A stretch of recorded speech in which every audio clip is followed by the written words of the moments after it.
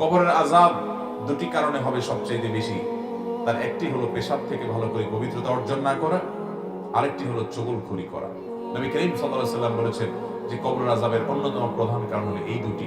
এই চুগলখোর ব্যক্তি নাম্মাম, সে জান্নাতে প্রবেশ করবে না। নবী সাল্লাল্লাহু আলাইহি ওয়াসাল্লাম বলেছেন লা ইয়াদখুলুল জান্নাতা নাম্মাম, নাম্মাম জান্নাতে যাবে না। চুগলখড়ি যে কত নিকৃষ্ট একটা চরিত্র, আমাদের সমাজের চতুর্দিকে তাকালে দেখবেন চুগলখোর আর চুগলখোর। আপনার সামনের কাছে যায়, আপনার সামনে যায় আপনার কাছে ভালো সাজবে, আবার আরেকজন কাছে যায় তার কাছে ভালো সাজবে, আছে না নাই? এই চগলখড়ির চরিত্র কোন ইমানদারের মধ্যে থাকতে পারে? ইমানদার সব সময় অন্যের কল্যাণকামী হবে। কারোর মধ্যে দুজনের মধ্যে ভুল বুঝাবুঝি হয়েছে, সে ভুল বুঝাবুঝি দূর করার জন্য সে প্রাচীরের ভূমিকা রাখবে, যে প্রাচীর দুজনকে এক করবে। সে প্রাচীর হয়ে দুজনের মধ্যে বিভেদ সৃষ্টি করবে না, বরং পারলে সেতু বন্ধন হবে, প্রাচীর না বরং সেতু হবে।